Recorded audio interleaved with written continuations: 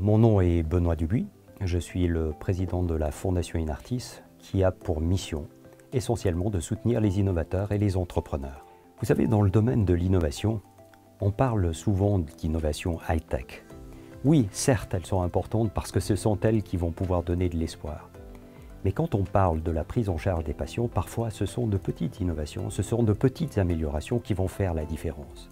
Et il y a des gens qui ont des idées, il y a des gens qui sont confrontés à ces patients.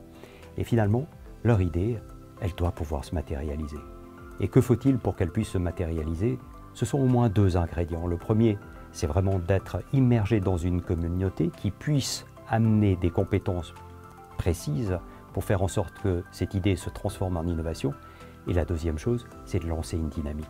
C'est de faire en sorte de ne pas se sentir seul, d'avoir les moyens de pouvoir réaliser un prototype qui permettra ensuite de décider si cette innovation devra aller plus loin et devra pouvoir se développer sous forme de produits, de services et d'être mise à disposition du patient.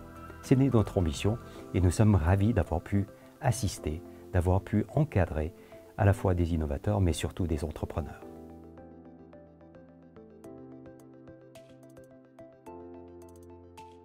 Me poser la question sur les 8 ans de challenge m'interpelle sur le fait qu'il y a déjà 8 ans que nous avons commencé.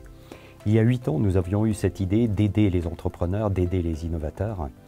Et finalement, le bilan, il n'est pas seulement positif, il est simplement remarquable, mais il n'est pas seulement pour notre compte, mais il est surtout pour toutes les personnes qui nous ont amené leurs projets, qui ont vu dans le challenge des Biopharm Inartis une passerelle pour développer leurs projets, pour développer leur innovation et d'en faire de nouveaux services, de nouveaux produits.